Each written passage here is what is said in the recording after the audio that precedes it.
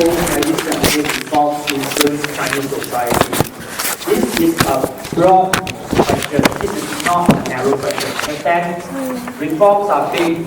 They influence Chinese society is also very big. Because when you talk about society, it means everything. So my scope to you, my suggested scoping to you is to break this up into 3 areas: values, beliefs, demographics. Sorry, values, practices, demographics. Okay, these are the 3 broad areas that I would suggest to you. Of course, you can do it in another way, but make sure that your scoping is broad enough to encapsulate, to encompass what should be covered in the essay. The scoping, I repeat, pay attention because I've already repeated this many times. Many of you, I guess more than half of you will forget this. Where do you scope from? Do you scope from the issue or do you scope from the context? Who here does not know what the difference between the issue and the context? If we were to look at question 3, to what extent, question 2, to what extent have the post-1970 reforms influenced the Chinese society? Which one is the issue? The reforms, the issue. And then the context is what?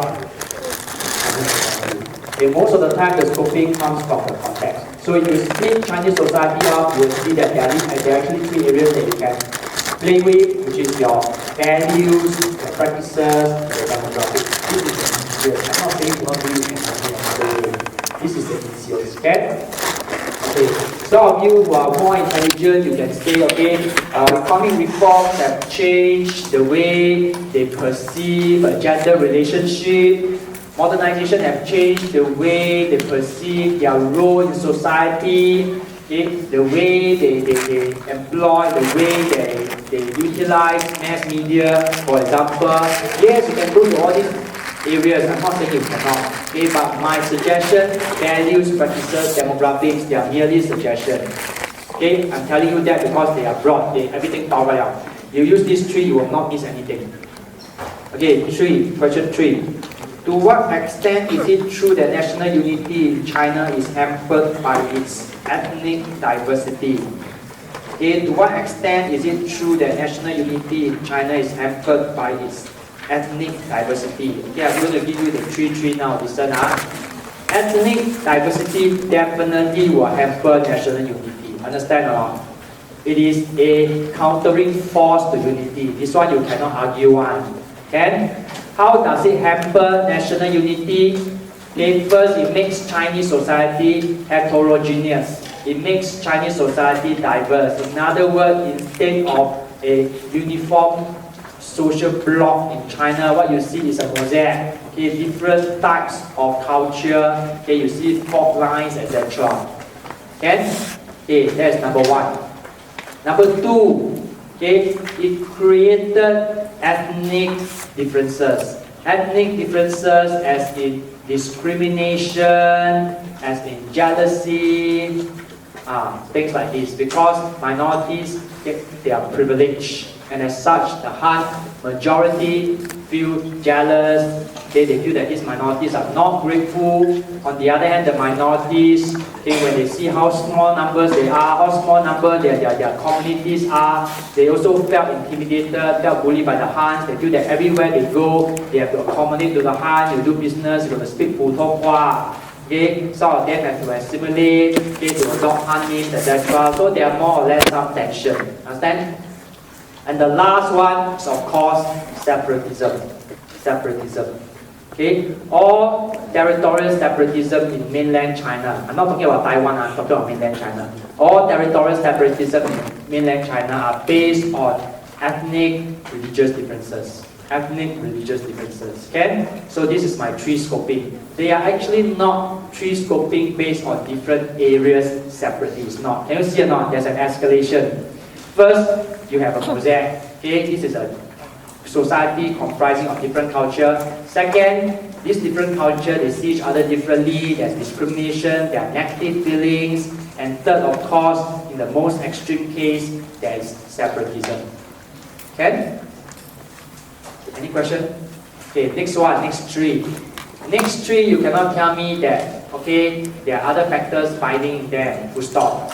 No, you have to dwell on the issue. And what's the issue? Ethnic diversity. In other words, your duality must dwell on the limitation of ethnic diversities. Understand now? You must dwell on that. Okay. Number one, of course, you can say that ethnic diversity is ameliorated. Why ameliorated? Because of the affirmative policies, the pluralistic policies, okay, from the CCP government.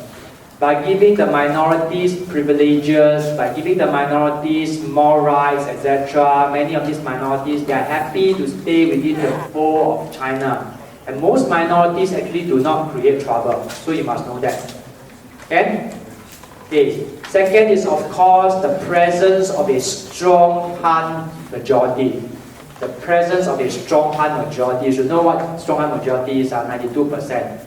Okay, when you talk about the presence of a strong Han majority, you're not just talking about a lot of people, but you're talking about the gradual uniformity of Chinese culture regardless of ethnic identity. For example, most minorities today, they are already speaking Putonghua. They are really getting along well. Unless they show you their IC, you will not know that they are actually from a minority group. Understand? Coupled with the impact of modernization, globalization, I use the word globalization. You have minorities and Han together, okay, sharing the same interests, okay, watching the same program, speaking the same lingo, using the same kind of pop jargon, pop terms. So they are basically in the same culture now. Okay? And the third one is, of course, separatism in China has no future, at least for now and in the foreseeable future, because of the repressive measures adopted by CCP to stop these separatist movements from escalating into real tangible, real tangible rebellion. Okay, they will break the provinces away from Beijing. Okay? So you have three areas, I repeat. Number one, minorities happy. Number two, presence of strong Han dominance. And number three, of course, the repressive measures adopted by CCP, which can deter separatism. Okay? I told you right, you must have thought. You know, like that one essay, I can talk about it for 1 hour. Okay, next one. 4. To what extent has pluralism worked against the forging of a common identity in China? Pluralism. Okay, what is pluralism? Pluralism is CCP's ethnic policies. CCP allow ethnic minorities, ethnic communities in China to retain their unique policies, to retain their unique identity, Okay, and in their education policy, they allow these minorities, these communities to study their own culture, their own language, okay, to keep themselves unique. This is pluralism. Understand? Okay, so when you say that pluralism work against the forging of a common national identity, okay, what is there to say yes? Okay, what is there to say yes is, of course, what we have mentioned earlier, that pluralism allow all these ethnic differences to be kept alive. Thanks.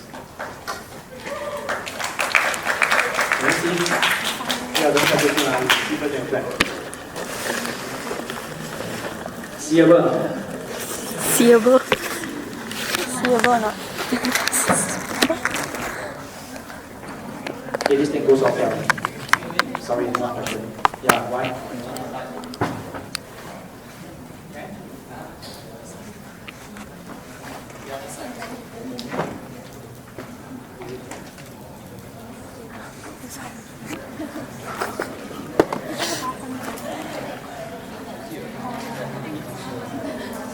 Okay, I'm talking about question 4. Okay? And Malcolm, yeah, discussed this with you last time. Last night. Huh? Who sat with me for this one? I know there are 3 or 4 of you. Okay, never mind, we'll continue. I'll tell you before. Okay, pluralism. Pluralism will hinder national identity because pluralism allows ethnic differences to exist. Okay, that's number 1. Pluralism also allows ethnic view feelings to exist. ethnic ill feelings. Differences does not imply that it's ill feeling. Differences is just neutral. Ill feelings means because of the differences, therefore people don't feel happy with each other. Yes, pluralism allows that to happen. Ill feelings, ILL hyphen FEELINGS. Ill feelings, okay? Between ethnic groups to exist. Okay, because the Han was feeling that these ethnic minorities, they are getting too much, they are being respected too much. And do you know that because of pluralism, some minorities actually enjoy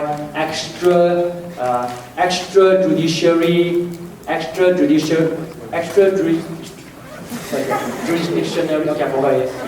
Okay, they cannot be trial, they cannot be put on trial in a province that is not their own. Okay. So you have cases of Uyghurs, Tibets, quarreling with a Han, let's say away from Tibet and Xinjiang, and murder actually takes place because all these minorities like the Tibetans, it is in their tradition to carry a dagger along with them and their belt, just like you carry handphone like that. Not happy, they just draw the blade and then they just kill. Okay, so in this case, if let's say a murder were to take place, what happens is he or she, normally it's a he, cannot be tried outside Tibet and has to brought back to Tibet, and usually that will not be a death penalty. He will not. He will be sentenced for a few years and then released, for example. Okay. Usually for Uyghurs, for example, in Xinjiang, okay, I'm giving you another example of pluralism. You can also substitute the word pluralism for double standard. There's a double standard. Okay. Take note, I just tell you something very important on double standard. In Xinjiang, for example, when you see policemen on patrol, you always see a pair, a Uyghur and a Han. Understand? The Uyghur, of course, will act as a translator, the Han, of course, will enforce the law. Okay, but most of the time, from what I heard and from what I read, if they catch someone, a Uyghur, a pickpocket, a thief, or any Uyghur that has committed anything that is wrong, they will not bring the Uyghur back to the police station and convict him. They will try not to, unless it's very serious and everyone is looking at it, they will try not to. Okay? Because of the sensitivity of the racial tension there. They don't want this arrest to gather a lot of minorities, spectators, and then the Han also come and then eventually become a riot just because of one pickpocket. Okay? So there's a double standard. So they are more lenient. Okay, so this is 2 already. Okay, I give you 1, I give you 2. Okay, the second one is of course pluralism. Okay? Yes. Okay. Pluralism is carried out, the implementation of pluralism. Okay, we talk about implementation of pluralism. The implementation of pluralism being inconsistent with the objectives of pluralism, okay, the objective of pluralistic, or CCP's pluralistic policies, enrich the minorities and make the forging of the common identity very difficult. Okay, the third point is actually a reverse example. CCP did promise pluralistic policies to the minorities, but the fact is, due to the lack of resources, the lack of manpower, okay, and what else do you have, and the changing economic realities, many of these pluralistic policies cannot be implemented properly. Okay, do you get my point? It is not pluralism that makes the minorities unhappy. It is the fact that you promise pluralism and yet you cannot do it. It makes the minority unhappy. Correct or not? Just like when you're a kid, your father or mother tell you Sunday we're going to go to zoo. Then Sunday, thunderstorm, cannot go to zoo. Correct? All the monkey hiding in the cave. Then all the lion sleeping in the glass chamber. So cannot go to zoo, so nothing to see because all the animals are all hiding. Okay? So, you can agree. Compared to a scenario where your father and mother did not promise you anything. Which one do you prefer? Not promise you anything. Understand? So in this case, the failure to actualize its pluralistic promise upon the minority or to the minorities have enriched the people. Okay? Especially when they say, okay, I'm going to teach you Tibetan culture, Tibetan language, by end of the day they do not have enough Tibetan teachers to do all this. So what do? Pure 普通话. Okay? Or they say in classroom that Tibetan culture, Tibetan language is very important, but when they go outside the classroom, what do they see? Mass migration. Everybody going to speak 普通话, for example. Understand? So this is one thing.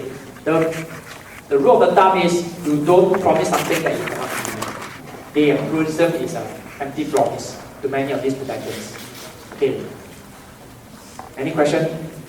Okay, if not, then the next one. Pluralism has been positive. Okay, has been positive. Pluralism has allowed for integration. Okay, integration and loyalty of many minorities.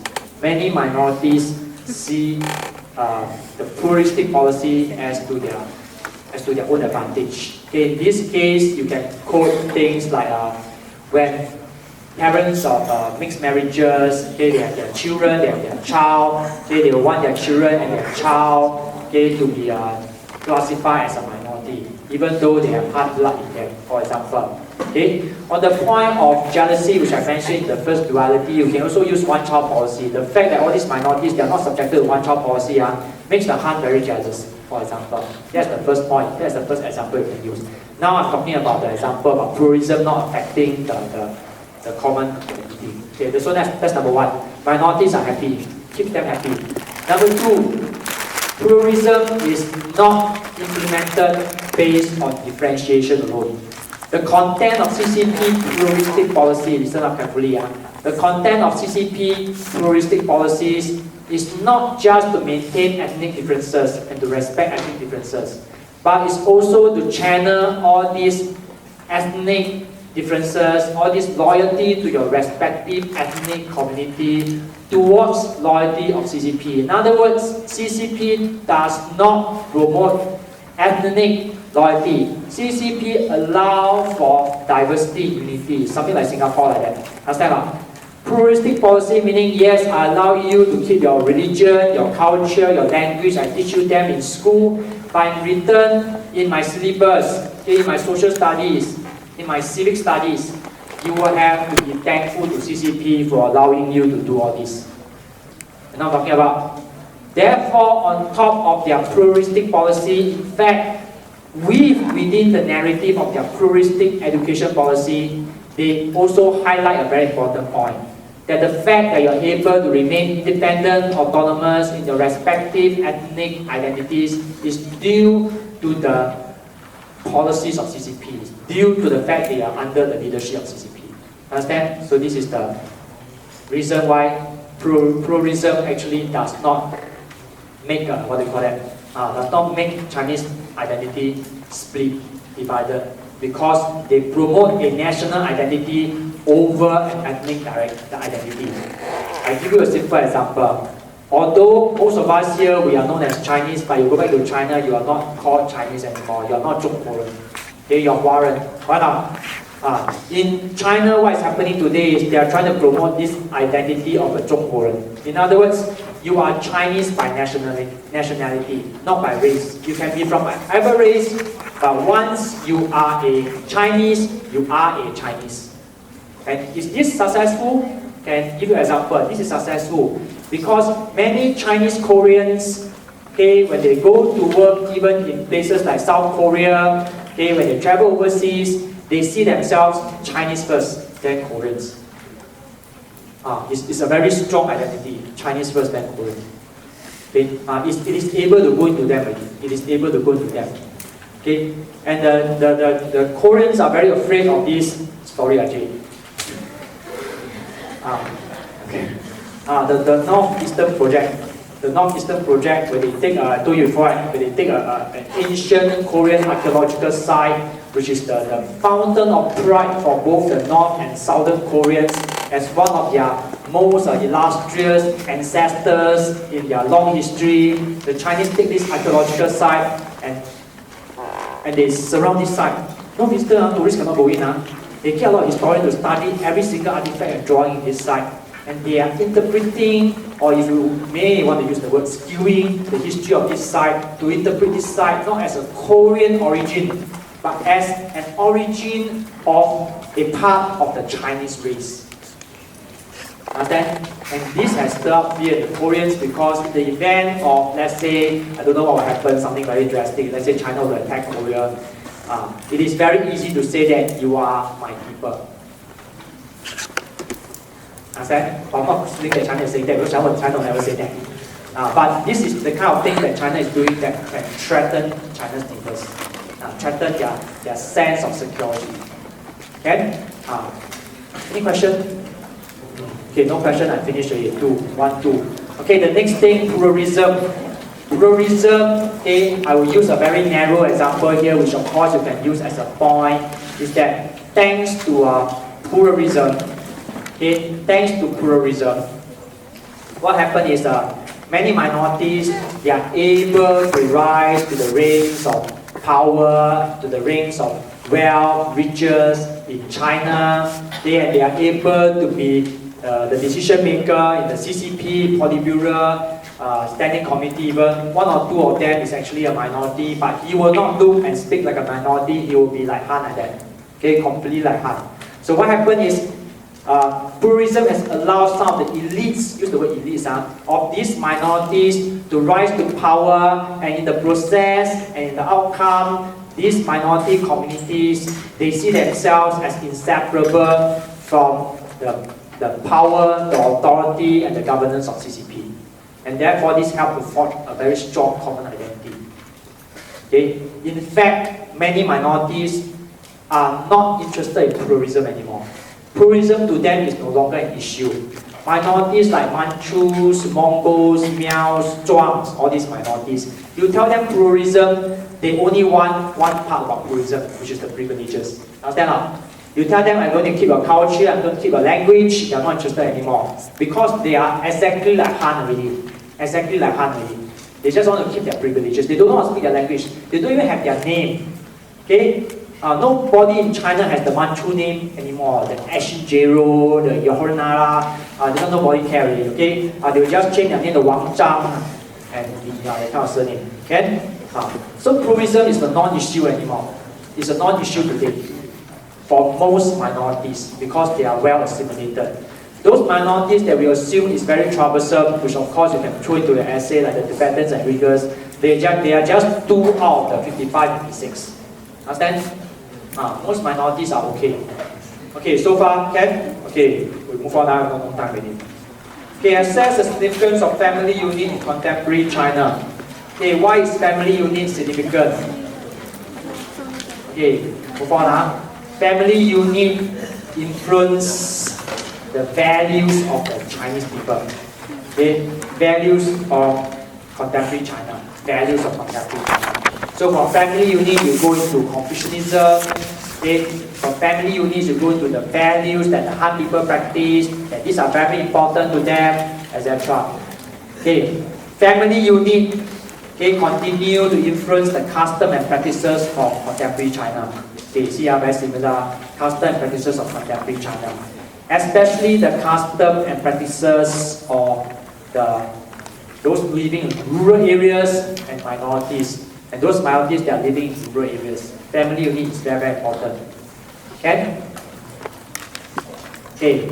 Third thing, forming a family, having a family, starting a family unit, continue to be the prime concern of young Chinese today.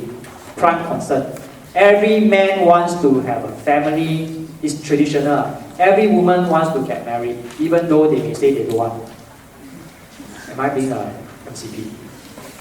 Okay, every woman wants to belong to someone. Okay, no. I take back my word. Okay, lucky no teacher is in here. Okay, every woman wants to have, the Chinese call it 归宿. Why not 归宿? You want that sense of security. But how come so many women cannot get married? You tell me how come so many women can get married? There's not enough men. Not saying not enough men, there are plenty of men. Not enough men that are good enough for them. Correct? Not enough men that are good enough, they are good enough for them. Imagine you're like PhD, and then you go and marry this guy who sells zi cha on the street. And the guy is like, okay, instead of allowing you to go to work every day, make you serve zi cha. Okay, that kind of stuff. Okay, especially with the empowerment of women, the rise of women's status, and women generally make better students than men in study. Especially, this is good news, better students. Why not? More hardworking, less distracted. That's why during Olympics, they will say that women get more gold and silver. Look at the medal tally, the medal chart. the Chinese performance at Olympics. Most of the medals are won by women. And then they interview the coaches. How come it's the women? Because compared to men, women are less distracted. Because men, when they are doing all this competition, they also go out, have fun, think about business. Okay, they are very distracted. They want to make money out of what they are doing. Women is more inward. It's more single-minded. Right? Not narrow-minded, single-minded. Okay, this is the good news. Okay, what's the bad news? The bad news is Chinese education system favors the kind of feminine attribute. Chinese education system today is still largely rote learning. So not rote learning, right? It favors that kind of girl, woman, stay at home, 宅女 study, and then don't kind of bother me, study. Okay, men will go and do all sorts of funny things. Okay, now, not enough qualified men. Okay, where am I? Okay, women not important. No, women not important. Family unit not important. Okay, start. Family unit not important. Okay, family unit lost their importance because number one, values change. Values change, freedom, individual rights, gays and lesbians coming out. Who the heck need family? Okay, correct. Okay, number two, family unit not important. Economic reality is not important. Economic realities. I'm giving you all the landmark, all the rocks. You pay attention, must write down. Economic reality means family unit no longer so important because life is so hectic, very hard to start a family. Women, when they marry, the first thing they ask is, you got house? House is very important in China, and if the Chinese house is at least as expensive as what you see in Singapore, I mean in the Chinese cities. Okay, at least. They can go up to 1 million plus. It's very common. You put the money there, put a deposit there, doesn't mean the price that they quote you when you put the deposit, the price stand, they can raise the price anytime. It's crazy. Okay? I told you, many Singaporeans get into trouble there. You must know the right people to solve the problem for you. Okay, hectic life, very busy. Okay, and life very distracted. You seldom come home. Yes, you get married, honeymoon. After that, what happens? No time to give birth. Why not? Husband, wife get distracted for extramarital affairs, divorce, etc. It's all the tragic. Okay, next one. Family unit is not important because of government policies. Government policies, especially your one-child policy, has diminished. Government policy, especially the one-child policy, has diminished the size and increased the liability of setting up family. Diminish the size of family and increase the liability, the cost of setting up family, one-child policy. Plus Deng Xiaoping's discriminatory market reforms. I wrote it down because I'm going quite fast. Okay? Deng Xiaoping's discriminatory market reforms, not indiscriminatory. Indiscriminatory means you develop without consideration for the cost. Why not? That's indiscriminatory. Discriminatory meaning you discriminate some people to benefit some people. Who do you discriminate? Rural people. So what happens is people start to shift to work, come back, shift to work, come back. This affects family because this resulted in, think of this word, social dislocation. Social dislocation. Very serious. Okay, you break family up. You bring children away from their parents. Okay, you bring husband and wife away. You bring siblings away. Siblings not important. You bring husband and wife away. Okay, because they are working in different places. Okay, as I told some of you, there's even this phenomenon in China known as fake couples. Meaning a husband go to a city A, and then in city A they met another woman who is already married, and then they live as husband and wife. Okay, because they are both of them are very lonely. Okay? And then during Chinese New Year, Spring festivals, they'll go back to their respective families. Okay, so family unit becomes very mobile, like they go ahead. Okay? Okay, important or not? Yes, important but diminishing. And I give you the criteria also, because now I'm in a good mood. Okay, 6. Assess the view that influence of Confucianism in China remains as strong as ever. Walao, I must go through this. No need, right? No need, As strong as ever is a trick question because Confucianism was never as strong as ever unless you're talking about all the way until the Qing dynasty, Ming dynasty, which is not in CSE, okay? Because this is not China history. Then this CSE. Okay, so we skip 6. 7. Do I need to go through that? No need, right? I talk about 7. I think it's in your lecture notes. 8. No need, 8. You want me to talk about 8? No need, Yes. 9. The CCP attempt to revive Confucianism. Okay, 9, I must go to 9. Not because this is YJC, but because I think you need to know how to tackle a question like this. Tell me, where's the duality?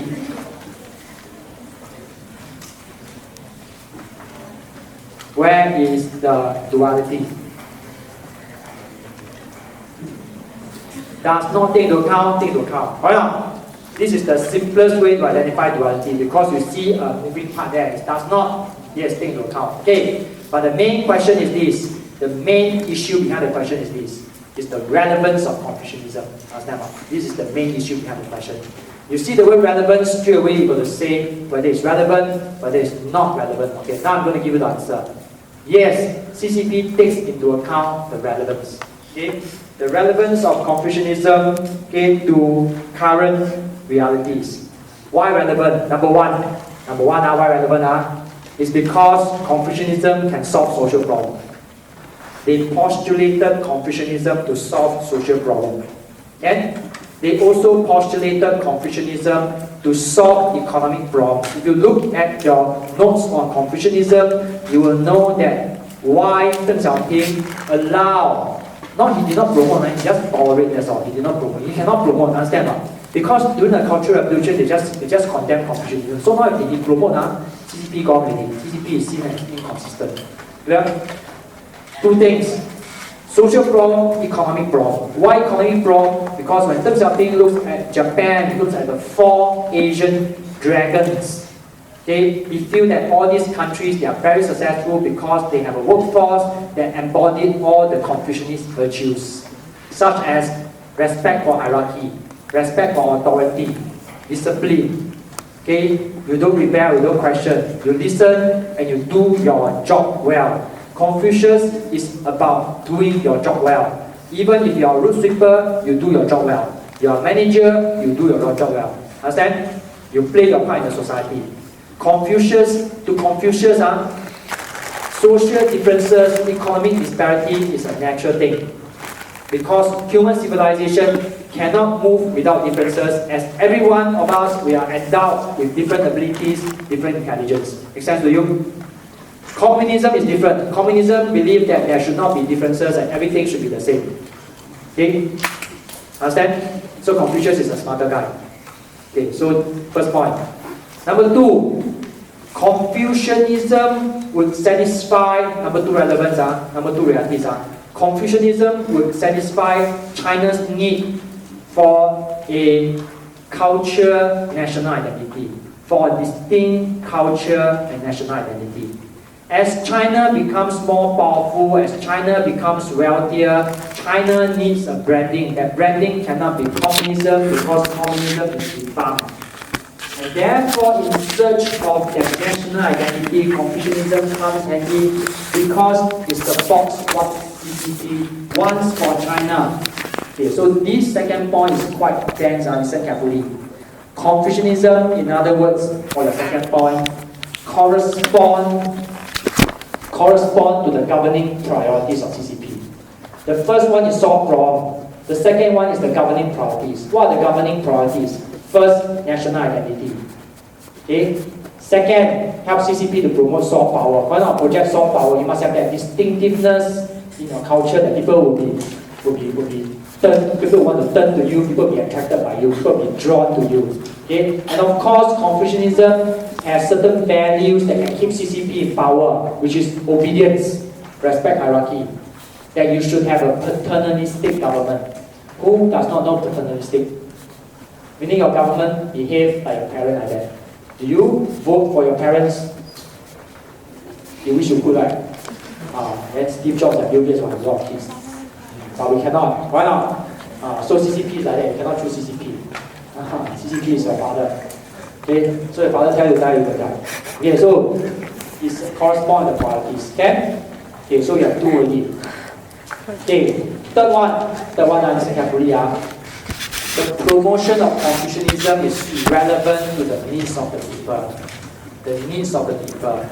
Number 1 and number 2, we are talking about policy. Number 3, why relevant to Chinese realities because the people, especially your Han majority, they are already steeped, very steeped, S-T-E-E-P-E-D, steeped into the beliefs and practices of Confucianism. Even at the height of Cultural Revolution, there are still some people who secretly worship their ancestor. There are still people, okay, who secretly keep in their hearts the virtues of Confucianism. In fact, many of this revival of Confucianism after 1978, they are not initiated by the government. Understand not? They are actually spontaneous revival by the people. So in other words, when you allow Confucianism to start, you have corresponded to the needs of the people. The people want this because this is their cultural DNA. Understand? And you can use example that eventually Confucianism become a cultural bridge, not just unifying the Han, but also a bridge across to Taiwan, to Macau, to Hong Kong, and unify the Chinese there. Okay, because it is the basic cultural DNA of the Chinese that the Chinese have held dearly close, very close to their heart. And when CCP promote it, it actually makes the government popular. Understand? Makes the government popular.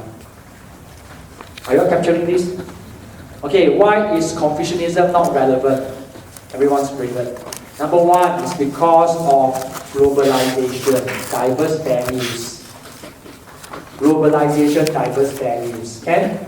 Number two. Are you ready? Number two, not all principles of Confucianism are relevant anymore. Not all are relevant. Okay? And of course, you can throw in the point that Confucianism is too simplistic to solve the complicated problems of China today. Agree or not? Okay? Like pollution, all this, you cannot use Confucianism and solve. Right? How do you use? Worship ancestor, tell ancestor to grow more trees. Get trees to grow faster. Cannot. Okay? So it's simplistic, not relevant. And of course, third one, Confucianism does not align itself well with the ideology of CCP. Does not align itself well to the ideology of CCP. That is why when they set up a statue of Confucius in Tiananmen in 2010, if I'm wrong, please correct me, within 1 or 2 weeks they quickly take it down because it contradicts Marxism and communism. Don't say that Confucianism is CCP state ideology. It is not CCP state ideology. Understand now? It will be suicidal for CCP to say that this is my state ideology because CCP will be killing itself. Any question? Any question? Okay, no one? Okay. Every time CCP use Confucianism, they will not say Confucianism directly. They will switch the name to Harmonious Society, Harmonious World. Understand? So it does not fit into the political realities of China. The political realities. Okay, next. Assess the impact of one-child policy. Okay, done already. Do you agree with the view that Chinese society is predominantly done already? Assess the view that the greatest obstacle to the creation is rural-urban disparity. Okay, let me describe this. Okay, can we start?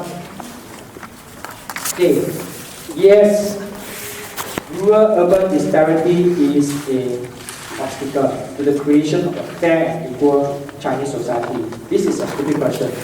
Okay, because no society today can be fair and equal.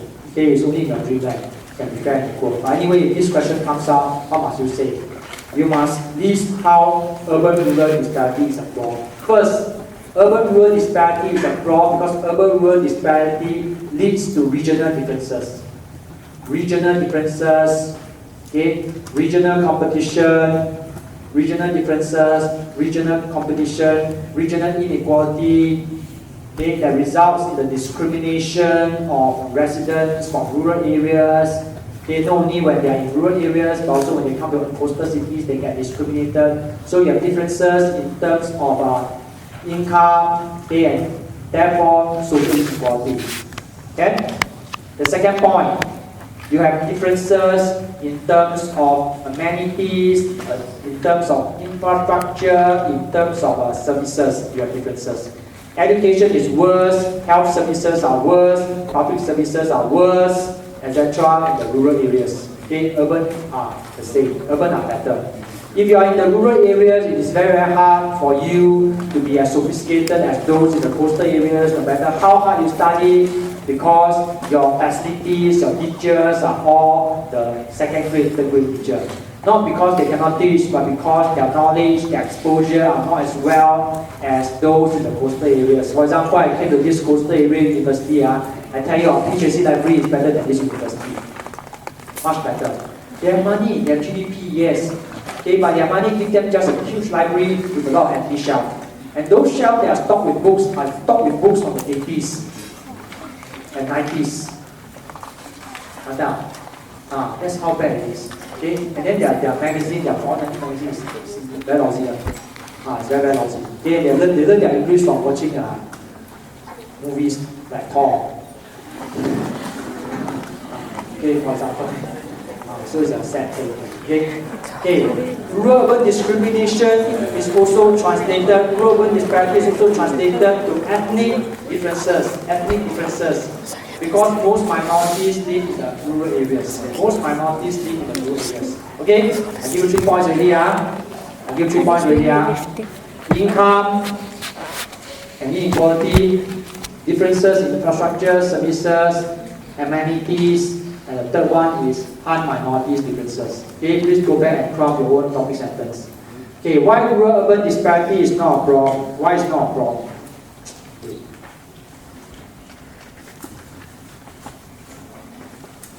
No, never mind. Where am I? Okay, this one. Why is not a problem? It's not a problem because of government policies.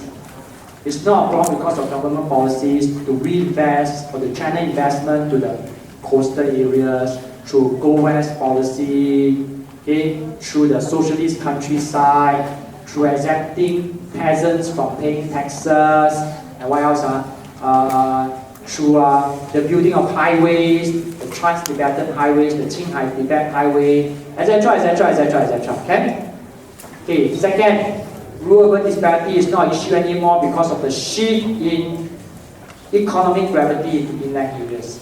Shift in economic gravity. So you're going to tell me that yes, the second, third tier cities, they are very poor, but now they are the fastest growing cities. Okay, disparity is reducing, and also for the fact that many of these rural workers, they no longer want to go to cities anymore, they just stay there, the jobs come to them. In fact, in places like Shenzhen, Zhuhai, they want to cater bus, they want to give them special insurance, they die also, they want to go to these coastal provinces. Okay, even you send a bus to pick them at their doorstep, they still don't want to go. Okay, that's number 2. Okay, number 3 is of course, okay, what is number 3? Okay, number 3 is many of these rural areas, inland provinces, they have found their economic niches. Okay, green industries, environmental industries that manufacture parts for renewable technology, they are located in the inland regions because inland regions have the space for them to do all this. And then inland regions are getting richer because of the extraction of resources and also because of the influx of Han migrants into these places and also because of the increased viability of farming as a lifetime career. Many Chinese today want to be farmers. I'm not kidding you. They want to be farmers. In fact, the hukou system is now facing a reverse trend. Last time we said rural people want to go to urban cities and become a resident there. Why not?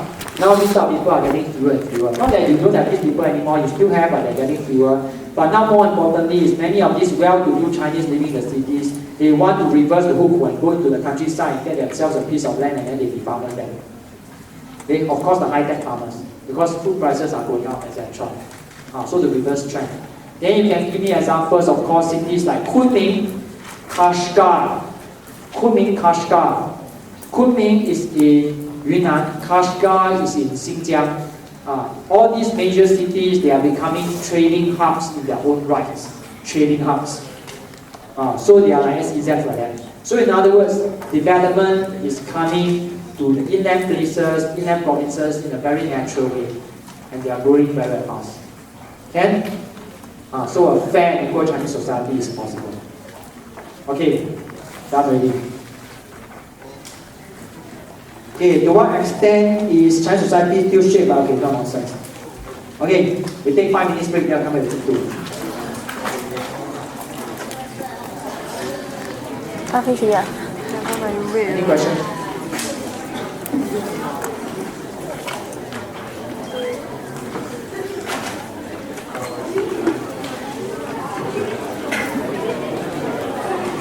How soon? Can?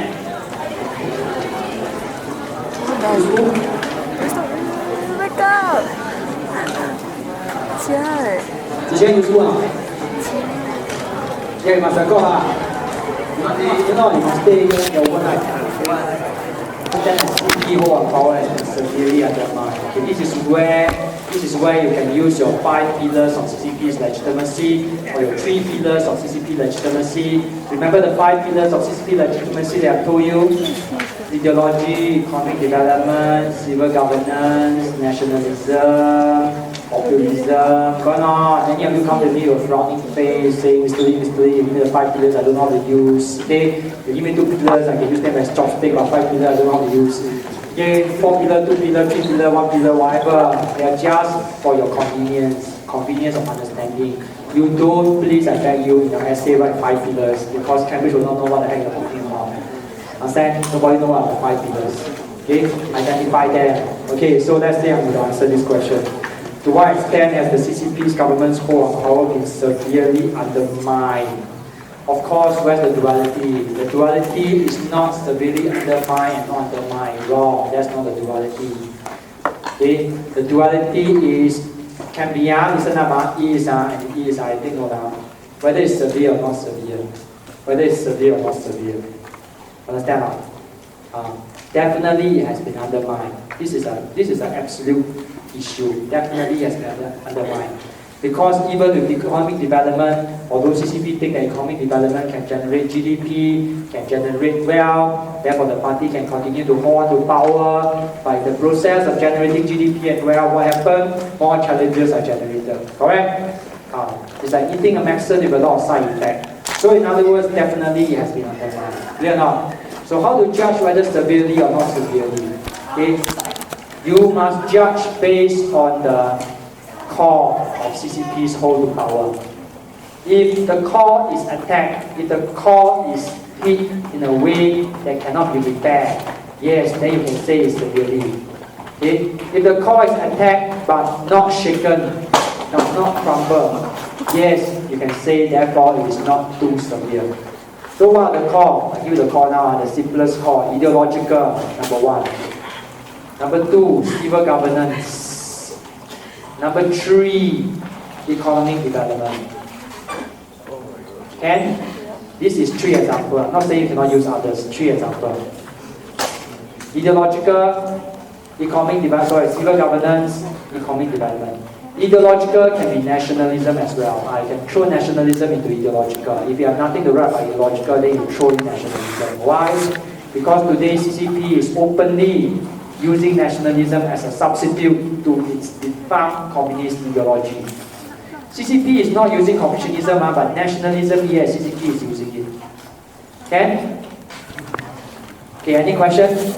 Okay, for some of you who wants to be more creative, who wants to think on the other way, yes, you can use other way of judging whether CCP can hold on to power or not. CCP can hold on to power if there is stability, for example. Stability is very important, stability. Okay, CCP can hold on to power if there is public trust. Public trust, public confidence, or public allowance of CCP to remain in power, to conduct policies, that they trust CCP will bring them to greater heights, that CCP can manage the economy, etc. Okay?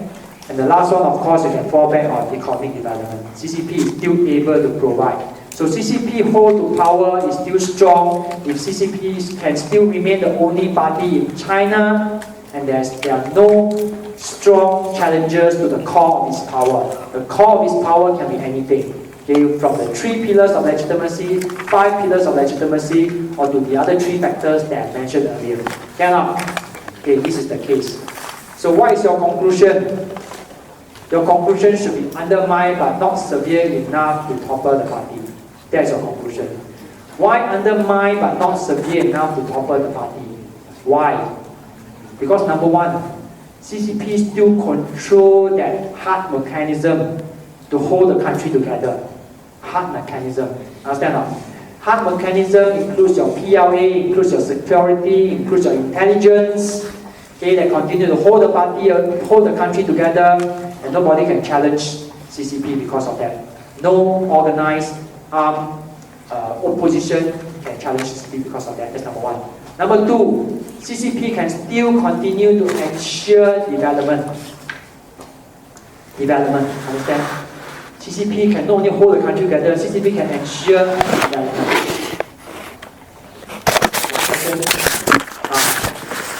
Third, CCP still enjoy the legal and ideological justification to monopolize power, okay, deterring or outlawing, illegalizing the presence of other political opposition. CCP still have ideological justification. CCP still have that manpower, that leadership, that clout to continue to control the state, okay, to continue to control the army, to continue to control all the major economic enterprises. That's why CCP hold on to power was not severely undermined because they still retain those control. 3 points. Can? Cannot? Okay, next one. CCP still control SOEs, so in case you want to throw another point, you can. CCP is correct. This is a very big question. You can write a book, but just pick those very strategic points to write.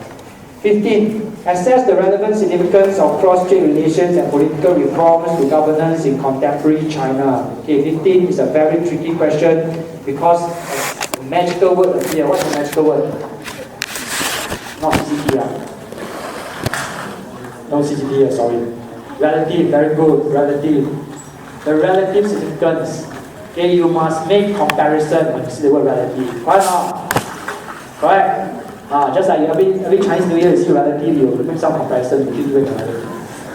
How come your girl, the glasses get thicker, then still cannot grow up. Then compare school, compare this one, compare that one. Then grow up, compare boyfriend, compare husband, compare wife, compare children.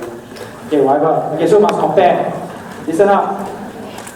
Cross-strait relations and political reforms. Which one is more important?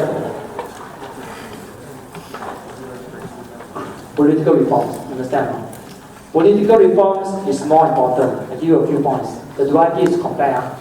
Political reforms is more important because political reforms serves or remedy the immediate core interest of CCP. Understand? Serves and remedy the immediate core interest of CCP. What is the core interest of CCP that needs political reforms? Okay, number one, stability. You need political reforms to keep that stability, to keep the people happy. The day-to-day complaint of the people is not about Taiwan. Okay? In fact, there's not a single protest in China that's about Taiwan. They compare about land grabs, corruption.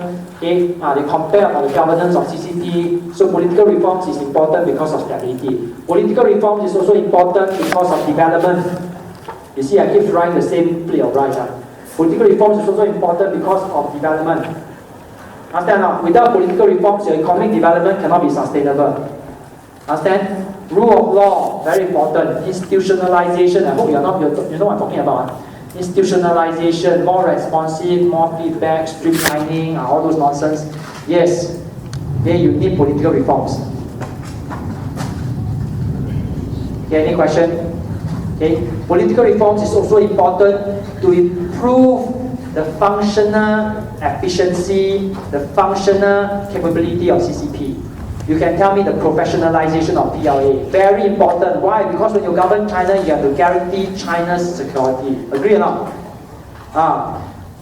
You respect your head of the household because that head of the household can guarantee your security, can protect you, can guarantee your interests. Yes, what happened? Can I open the door? Okay. Can? Okay, 3 things already. Okay, why Taiwan is not so important? First, Taiwan serves a nationalistic. Taiwan is only part of that nationalistic pillar of CCP's legitimacy. Taiwan is part of the nationalistic pillar of CCP legitimacy. Taiwan is important because if CCP give up Taiwan, that's it. Okay, CCP lost that nationalistic element of its ideological justification, because if you are a Chinese government, you cannot allow your territory to split. So you cannot use that. Number two, why Taiwan is not so important is because Taiwan's problem is a long-term problem. It's a long-term problem. It cannot be solved immediately.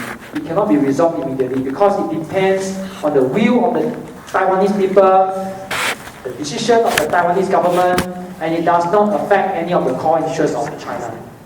Understand? And third one, of course, is relations with Taiwan has become better and better. That it is no longer perceived as a serious challenge to any CCP leaders today. Understand? Therefore, compare their relative significance in the governance of contemporary China. Taiwan is lesser, political reforms is higher. Okay, full stop. The role of CCP in the governance of China has changed. Okay, three things you must analyze. Three things have changed. Okay? Okay, three things have changed. Yeah. Are you okay? First thing is their policy. Policy have changed. Policy.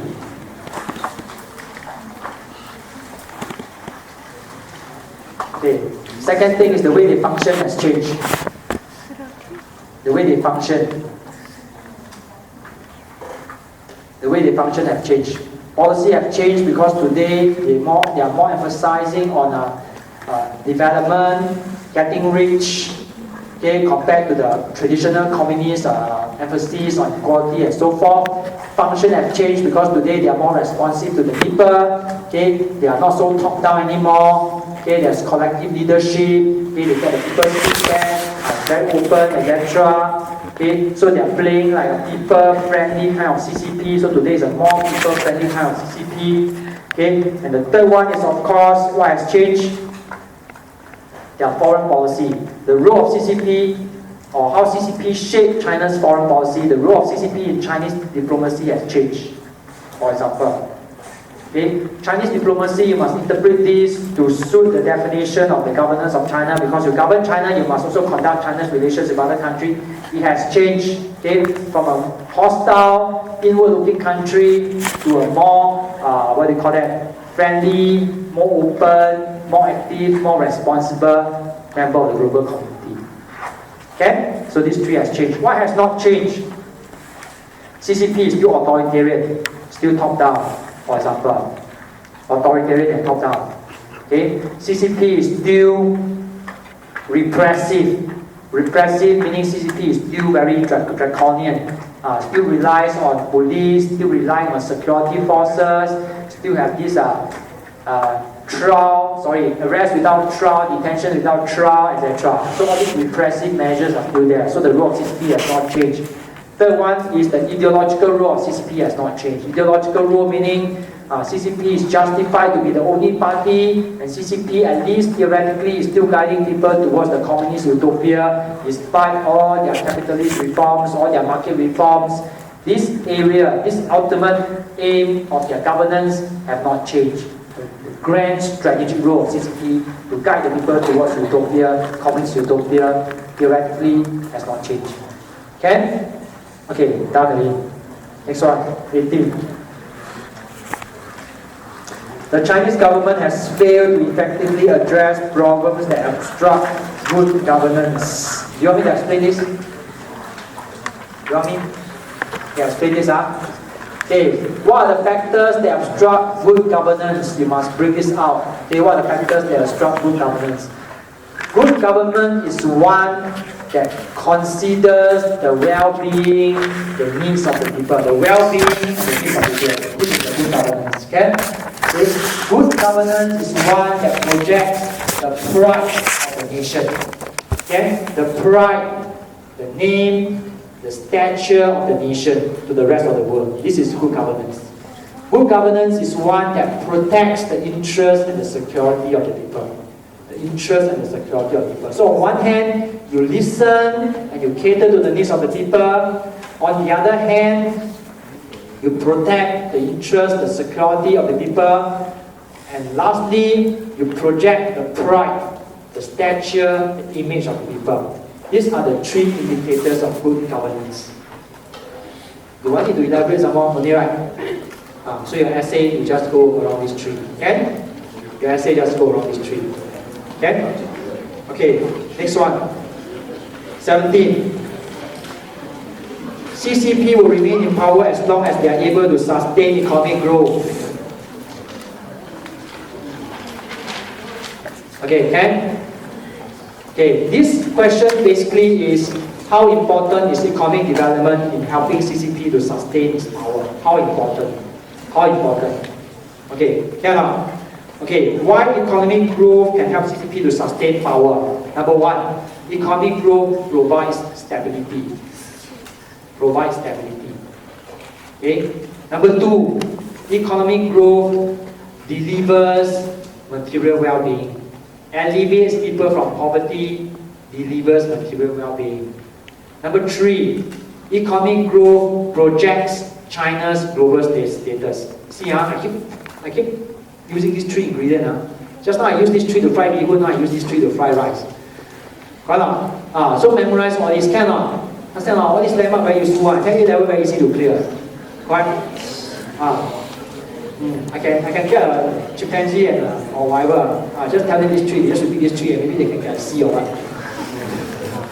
Okay, you all must learn to do things in a smart way. Okay, three things. Any question? However, economic growth is not enough. Why? Listen carefully. Economic growth creates disparity, inequality. Alright? Economic growth creates pollution, environmental degradation. Right now, economic growth or economic development open China up to foreign influences, open up China to foreign scrutiny that eventually led to the influx of values, of thoughts that threaten CCP. Okay? Just these three. Of course, you can use more. You can say because of economic growth, therefore you have the rise of the middle class. Okay, you have a rise of the better educated class who are critical, who can challenge the CCP. Or economic growth led to the advancement of mass media. Okay, led to certain competition that somehow compromise the people's belief and trust in CCP. Yes, you can say all this. Okay, any question? Wants me to repeat? Repeat again. Economic growth is good for three things: stability, livelihood, national pride. Economic growth is bad for three things: disparity, pollution. What else? Disparity, pollution. Okay, you can even throw in corruption. You can even throw in things like economic growth is no longer sustainable because of unemployment due to the collapse of the global, what do you call that? Not collapse of the global, due to the global financial crisis and therefore the collapse of many of China's low-cost export-oriented industries, that many of these workers get retrenched, etc., etc.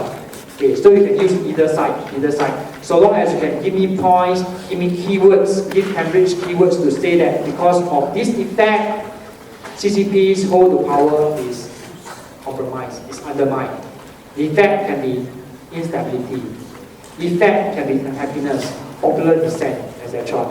You can even use minorities. Thanks to economic growth, okay, thanks to the need to sustain economic growth, play your words wisely.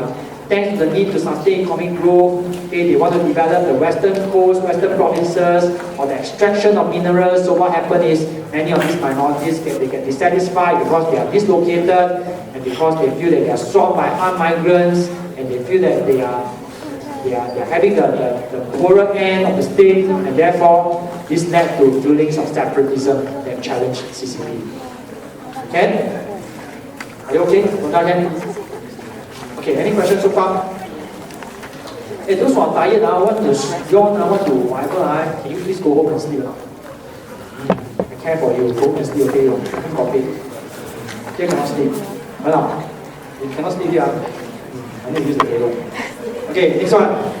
18. Are you okay? You still got 2 team, Walk. Great walk, China. Okay, come. Good luck to you. 18. Okay, I will go to 18. Okay, 18 is easy. 19. 19 is fun. Okay, listen. How far do you agree that CCP needs to reform its political structure in order to maintain itself in power. Okay, we start with the difficult one first. No need to repair itself.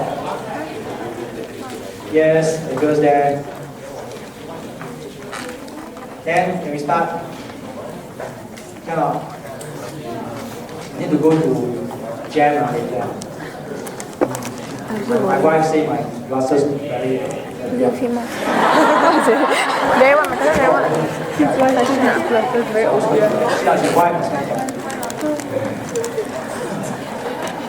Yeah, we must be people at once. Then I was buying for myself. Can you come? Yeah, come. Yeah, can. Where am I? Okay, 19. How far do you agree that the CCP needs to reform its political structure in order to maintain itself in power? And number one, CCP no need to reform. I give you the point, no need to reform. Why? Why no need to reform? Because the power structure in China allows CCP to remain unchallenged. Understand? If you don't reform. Because what CCP has now allows CCP to remain unchallenged in the state, in the PLA, and everywhere else. Understand not? Because everywhere in the state, the bureaus, etc., you see CCP being the only powerful group of people controlling everything. So don't change. Okay. Second thing, don't change. Because this top-down system can get things done quickly. You don't change. Top-down. Understand? Top-down. This is a top-down system that has minimum hazard when it comes to decision making. Minimum debate. The legislature, the MPCs, they are merely rubber stamp. Very good. No need to debate. Hu Jintao say yes, everybody do it. Full stop. Can? So don't reform. Please don't go and reform. Okay. Number three. What is happening in CCP today is internal democratization. What is happening in CCP today is collective leadership. You should not reform that. Why? Because this allows CCP to stay united. Understand? This allows CCP to stay united. So three things why you should not reform. Number one, monopolization of power in the state, in the army, you should not reform because this keeps CCP as the only power. Number two, the top-down mechanism, processes of CCP, you should not reform because this keeps CCP efficient and effective. Number three, collective leadership, internal democratization, you should not reform. Why? Because it keeps CCP united. Understand? Why you should reform? Three things. Number one, you should reform because of the poor discipline. You need rule of law. You need discipline. You need a strong judiciary. This one, number one, you must reform. Okay? Number two, you need to reform because you need people's trust.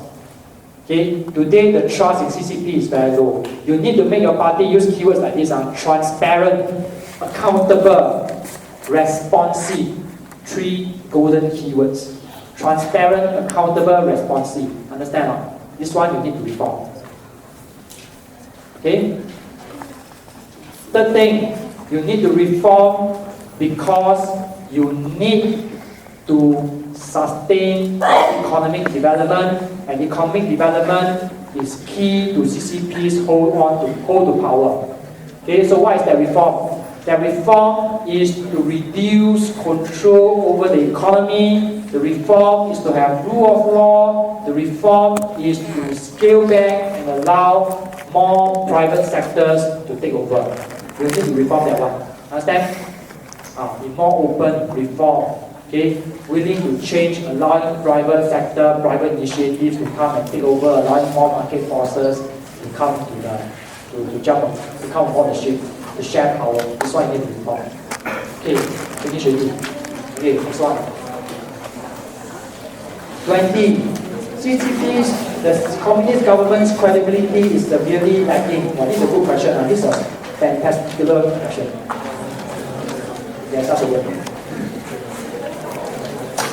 Okay, listen. Don't look at me with a funny face, listen. Okay, CCP's credibility is lacking, it's a fact. Is it severely lacking? Is it severely lacking? That is your question. Understand? What do you mean by severely lacking? What do you mean by severely lacking? You must ask yourself, what do you mean by severely lacking? How you define severely lacking will determine what your stand is. Understand? It's very important. If you define severely lacking as in no one trusts CCP anymore, then of course your stand is yes. If you define severely lacking as in, your stand of course is no. Okay, if you define severely lacking as in, well, most people don't trust CCP, and even if they follow, they still don't trust, then yes, you can use severely lacking. It all depends how you define it. Okay, CCP's trust is not severely lacking. Not severely lacking, Okay. Number one, okay, you can quote how some people wanted CCP to be around because of the need for stability. Everyone in China needs stability, and therefore they treasure, they prefer the presence of CCP. They have confidence that CCP can help to maintain their stability, etc. Okay, so stability. Trust in CCP's ability to maintain stability. Number two, trust in CCP's ability to deliver development. Number three, you see, same thing again.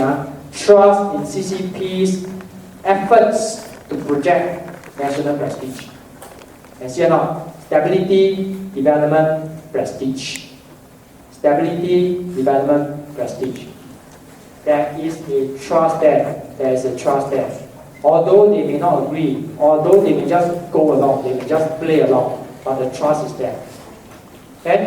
Okay, distrust, CCP's credibility is affected. Distrust, pay attention. Distrust in CCP's ability to carry out the rule of law. Okay, to be law-abiding. Distrust. Okay? Land grabs, protests, unrest, riots, etc. Okay, this is trust. Second one, distrust in CCP's ability to deliver. We're talking about livelihood. To deliver. Okay, you go to China, you read their news, you go to their forum, there's this distrust in the government to give the people quality living. Because everywhere development takes place, what happens is you have pollution. Milk powder are poison. Okay? When the government give the people a pollution index, nobody trusts the index. Understand? There's a distrust to deliver livelihood. Okay? And the third one, you can talk about the minorities. How they distrust CCP in protecting their interests. How they distrust CCP in protecting their interests for some minorities. Okay? The easiest step to take is, of course, is not severely undermined, because CCP can still deliver. Okay, next one. 21. How far has China's globalized changed relationship between CCP and PLA? Okay, three things. Okay, CCP and PLA relationship is changed because they have become more institutionalized. Why did it change? Because of the increased demand for security and defense. Because of increased demand for security and defense, their relationship needs to be professionalized. It needs to be institutionalized because CCP must be professionalized. Understand? CCP must be PLA must be professionalized. PLA not CCP. PLA must be professionalized. Second, because of the changing relationship, because of China's global rise.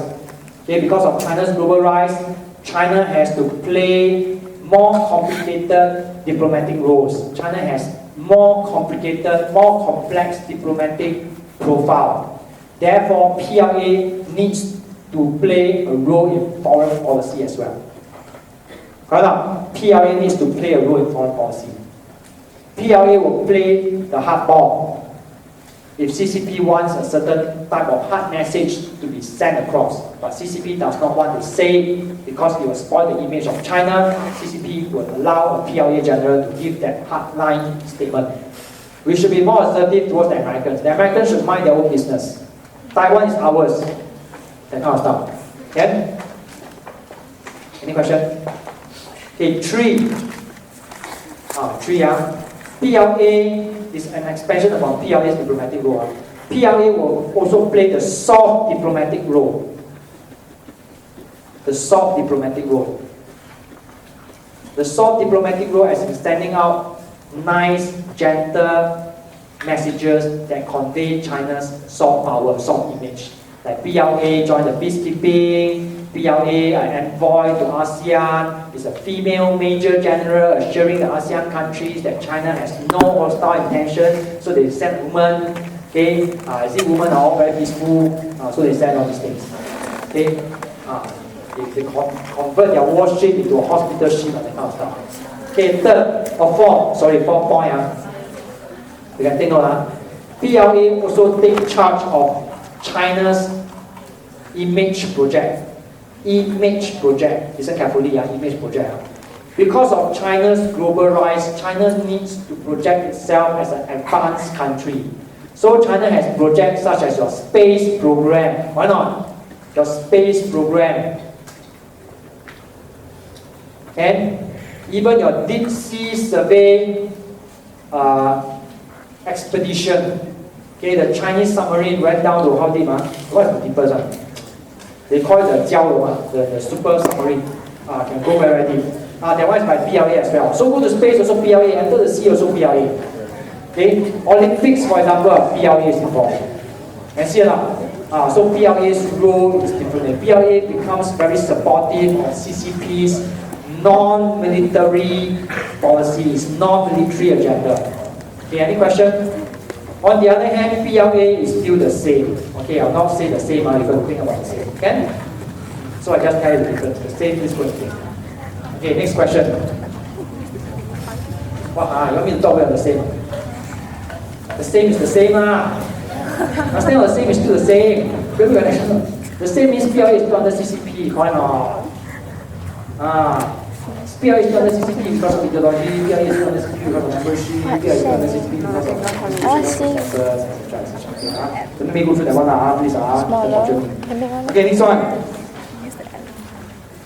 Beauty Wonder. 22.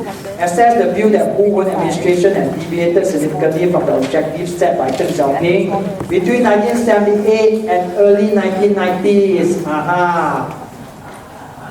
Who can answer this question? 99.99% of you must skip this question. Right now, you must skip this question. Okay, but now I give you the answer. Has not deviated. Emphasis on stability has not deviated. Emphasis on stability has not deviated. Number one. Number two, emphasis on development has not deviated. Has not deviated. Emphasis on development has not deviated. Number three, emphasis on CCP being the one and only power has not deviated. Emphasis on CCP being one and only power has not deviated. Wu Jintao, Wen Jiabao, Deng Xiaoping, all three of them cannot tolerate CCP being challenged. Understand? Cannot tolerate. Okay, stability, development, CCP as the only power. Any question? Second duality, second sub-duality. What has changed? More active global role.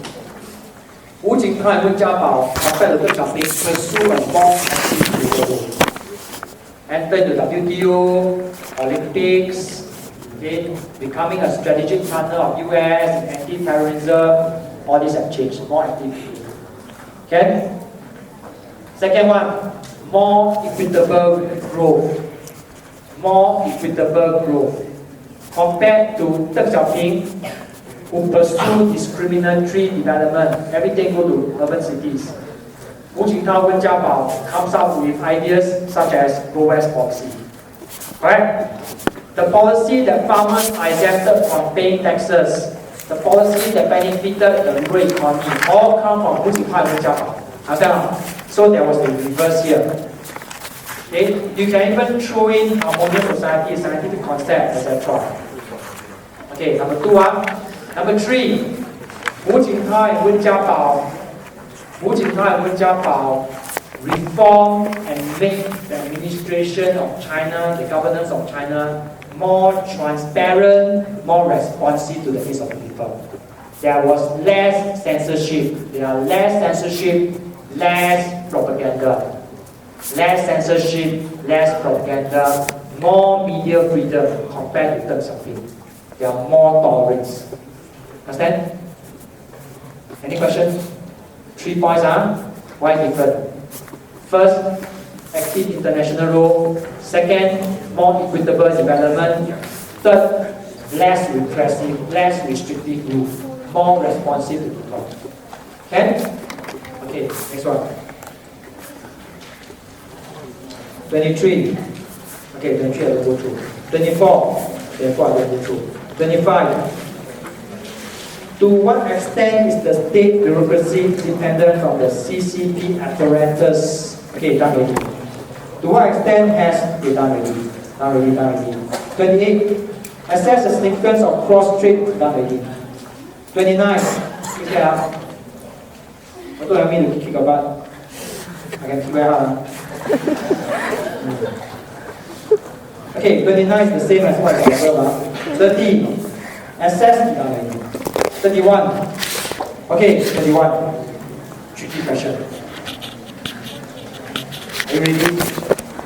National humiliation can do it. What's How to answer this question? Imagine you have 2 choices. Cannot do The first choice rubbish is to talk about which is our something.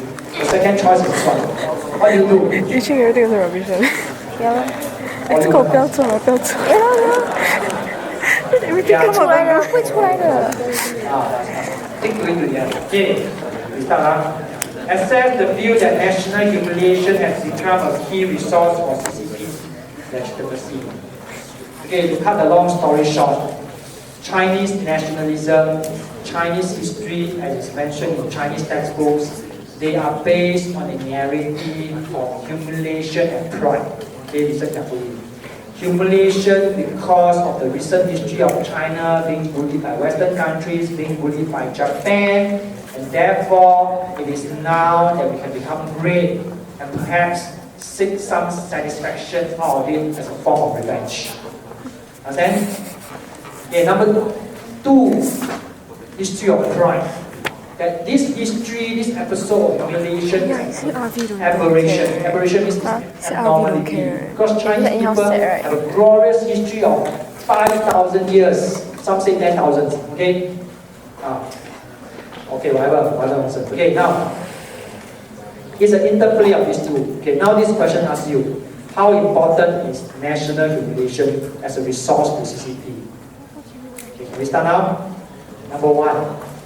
National humiliation is a resource because it justifies CCP's ideology. It justifies CCP's ideology.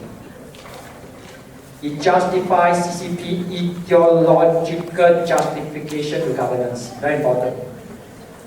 Why you allow CCP to govern in China is because CCP is able to once and for all wash away all the humiliation. CCP, according to CCP history, not according to Mr. Lester's history, CCP is responsible for defeating the Japanese or defeating the Americans, for example, in the Korean War. Okay? And anyone who tries to disturb China, CCP will wipe them. Okay, so CCP, ideological justification, anti-imperialism, which is an important narrative of communism. Second, it justifies CCP education and nationalism. CCP wanted to use nationalism as a form of unity to bind the Chinese people. And this history of humiliation is very important because it allows the Chinese people to see their common experience as being embedded in this common episode of suffering. What are people talking? The 4 girls there. 1, 2, 3, 4. Which class? 1, 2, 3, 4. Yes. I can hear you talking from here. You can keep quiet. Outside there's table, below there's Good News Cafe. Please go there and talk. Okay? I'm the only one who can talk. Yeah. You don't like you can leave this place. Then I talk to myself. Then I'll go into my PW market. Okay, let's make this one. Okay, where am I? Okay, nationalism. Thirdly, listen carefully. CCP use this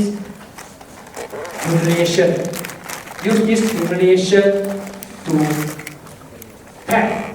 Okay, if I may use the word pack. Okay, what do you call that? To galvanize. To galvanize the Chinese people in territorial dispute. Okay, in uniting against Western foreign princes. Okay, so three things are: one, it justifies the communist ideology. Second, it justifies nationalism. Third, it justifies influx of foreign influences. It justifies CCP's assertiveness in territorial dispute. Okay? Three things. Okay, any questions so far? It's very thin, so you have to split your own choice. Okay, any question? Okay, like the CCP will say, all these values of democracy, rule of law, these are all Western values, and Western values are called the 邪道, the demonic part, because they are deliberate ideas implanted into China by Western countries, Western imperialistic countries, to divide the Chinese, to question the CCP, so that eventually China will descend to a state of extreme chaos, division, anarchy, and ultimate destruction. They like computer game. Okay, so Western values are a poison because of humiliation. Why? Because if you look at all the history, Western countries, especially Japan, don't harbor good intention towards us. Okay, counter argument, 3 points, listen carefully. First counter argument, you have a globalized citizenry. Globalized citizenry that question this episode of humiliation. Globalized citizenry that question this episode of humiliation. In fact, many schools in Shanghai, they refuse to teach history as prescribed by Beijing anymore. Listen very carefully. These are all the facts you can use. I'm reading a lot of things and then just plucking out all these important things and telling you now, so you can use it immediately. Many schools in Shanghai and other coastal cities, they have asked for permission to teach history differently. Okay, so you have a globalized community living in these coastal areas that don't really subscribe to the history, the narrative, the interpretation of the past by the CCP anymore. So this episode of humiliation don't really stand out. Number two, you have the rise of a new generation, okay, who does not feel strongly about this episode of humiliation. And this new generation, they grew up in the period where China is becoming stronger, so they don't feel it. Understand? And this episode of humiliation, thirdly, does not apply to the minorities. To the minorities, their humiliation continues until now. Understand? So you are beaten your way, rock and way back. Okay, so continue. So to them it's not an issue. Yeah, am I done yet? Okay, good. Going to end soon. 32. Okay, 32 is a good question. This one is 24 22. Then he saw how many for end soon. The USA continues to talk of Taiwan has made the prospect of reunification deal. Yes, correct. Number one, USA made outright military reunification with Taiwan very difficult, very challenging for China, very challenging. USA made China's attempt to unify with Taiwan militarily very hard. In fact, impossible. Impossible for China to reunify with Taiwan, almost impossible, because USA is there. Understand? The only way China can reunify with Taiwan is to nuke Taiwan. Yeah, no kidding. You nuke Taiwan. Then you go to Taiwan and then you start to plant the banana tree. Because the soil there will be very fertile. And then your banana will grow in the ground because of the radiation. Okay, that's the only way to unify Taiwan. But do you want that? No, who wants that? Only want that. Why not? Okay, that's number one. Number two, USA continues support for Taiwan emboldened use the word embolden, embolden Taiwanese independence movement. People like Chen Shui-bian, people like Li Denghui and DPP, you know why they can just stand at their island and then they shout for independence across the street, what do you call that? Haunting China. Why they can do that? Because USA is behind them. LDH. Understand USA is behind them.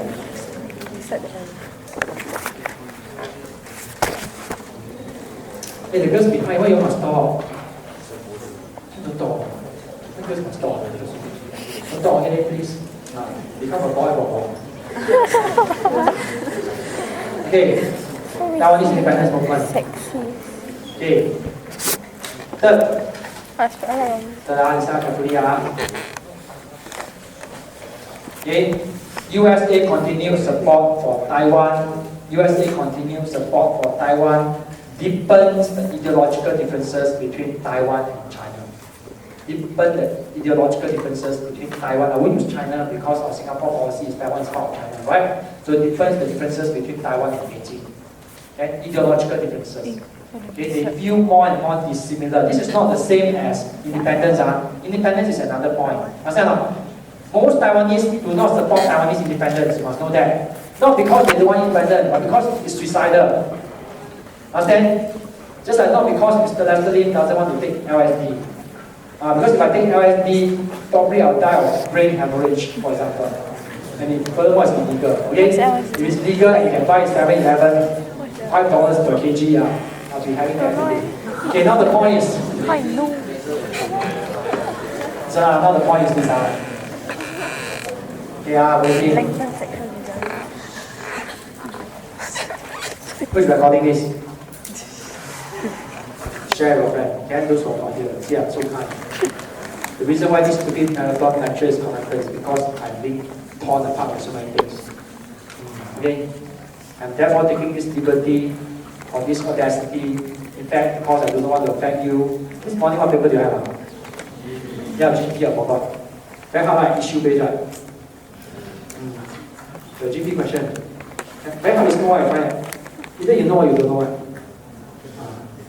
That's why you are all the smoker here. This is a non-smoking zone. Okay, come. This is your best friends. This one Dimitri. Huh? No wonder they're all good friends.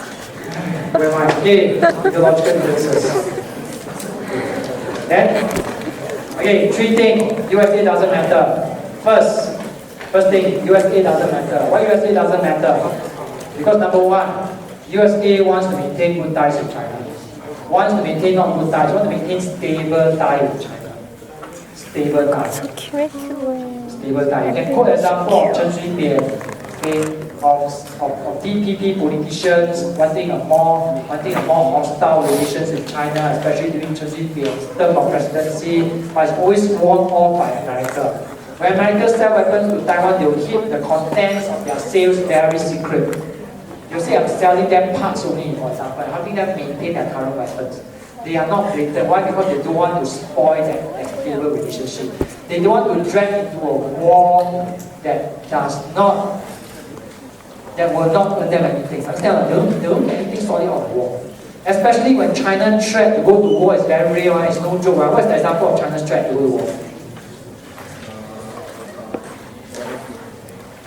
What is that?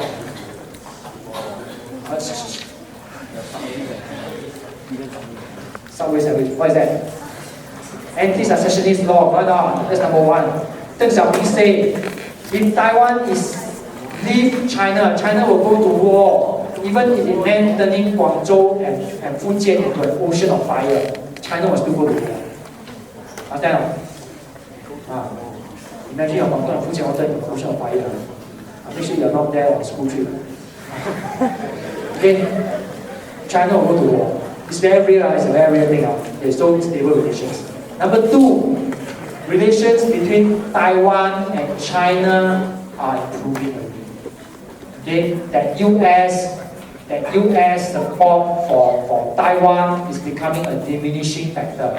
Understand? It's becoming a diminishing factor because Taiwan and China relationships improving.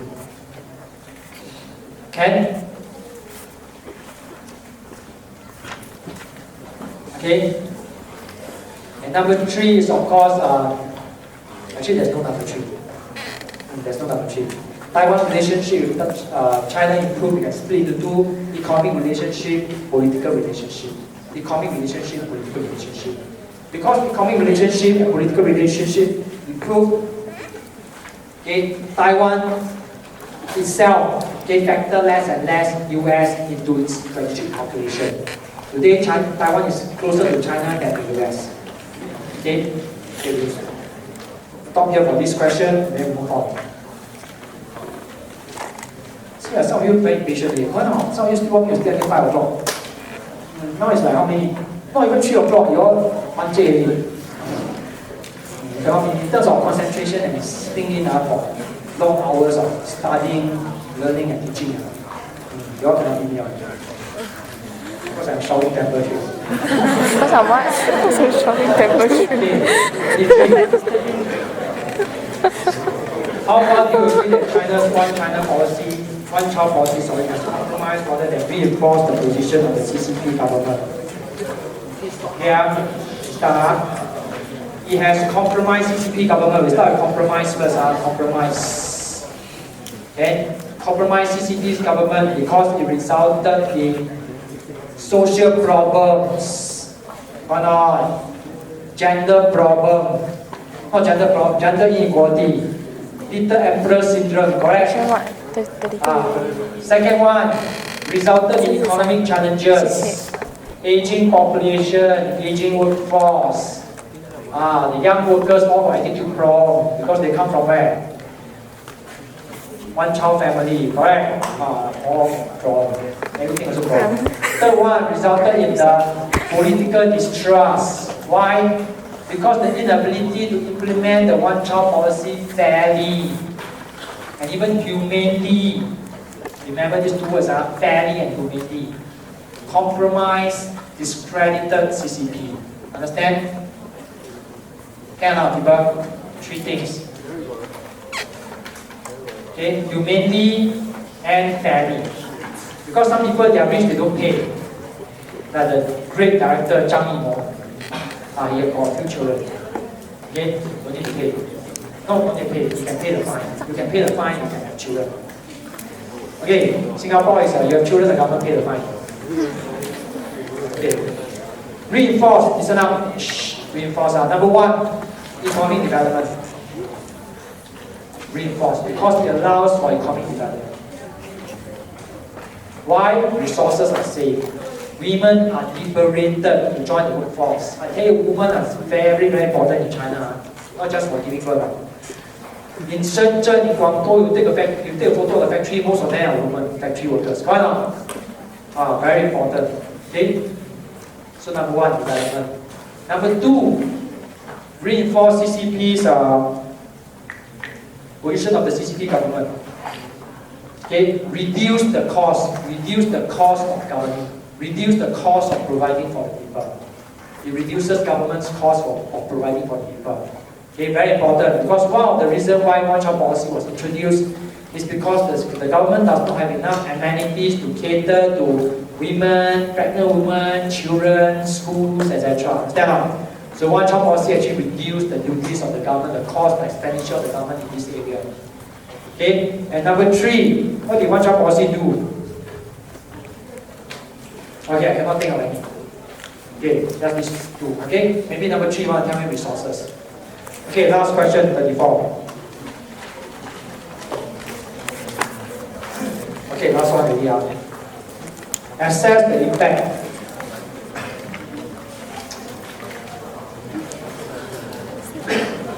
Okay, can assess the impact of central regional differences on the governance of China by CCP. Okay, number 1 impact is the number 1 impact affects the credibility, affects the efficiency and credibility of CCP. Efficiency and credibility meaning the orders from the central government, when they are passed to the local governments, they are not carried out properly, or they are ignored, or they are abused by the government. Then, not abused. Okay, so it's not a fact. Okay. Number 2, Just now it's central to the local, now it's local to the central. Local to the central, what is happening is the abuses at the local level, pollution, land grabs, corruption, very hard to be checked by the central government. This in turn affects public trust in the government. In turn affects public trust in the government. So first one is policy is not consistent. Second one is abuses at the local level. And the third one, Ken, are you okay? The third one is the economic development. Economic development. Okay, this is related to your first one, but in the third one, you just talk about economic development. Okay, which is that the local government, what is happening is that GDPism, there's wastage of resources, okay, they are undermining government's efforts to keep the development sustainable, okay, people's livelihood are affected, okay, etc., etc. So it's related to the first two. Okay, Ken, very simple. Okay, why no impact? Okay, number one, why no impact? Ken, you okay? Why no impact? No impact because number one, because of the processes. The processes, the policies, they are put in place to align local policies with central priorities. Processes, policies, they are put in place to align local policies with central priorities. Like what? Like making sure that all these governors, all these officials in the local levels, if you want to be promoted to Beijing, okay, you're judged upon criteria on whether you have satisfied Beijing's administrative aims or not, such as whether how much unrest you have, whether you are using too much electricity, whether you have green GDP. Understand? So all these processes help to keep all these local places towing the line of Beijing. Any question? Okay, second one. Okay, is the centralization of economic power in the central government. Centralization of economic power in the central government. Central government control the overall budget. Central government control the banks.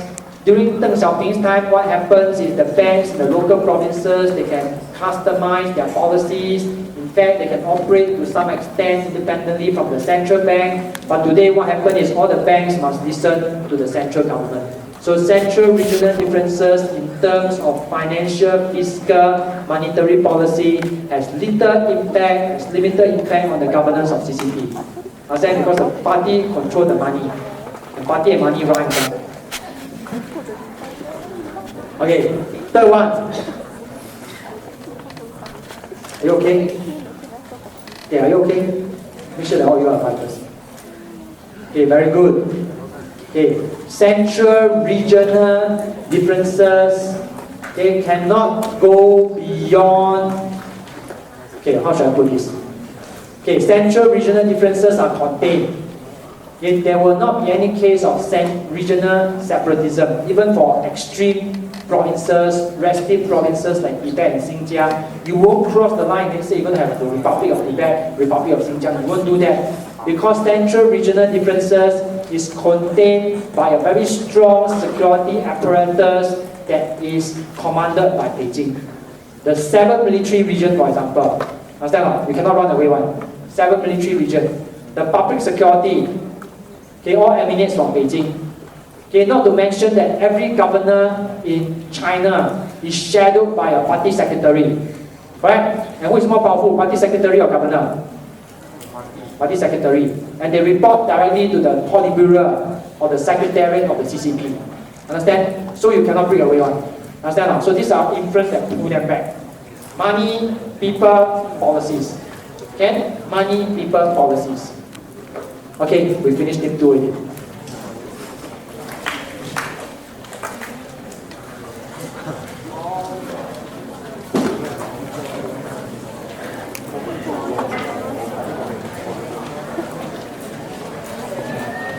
How come you have to say more things?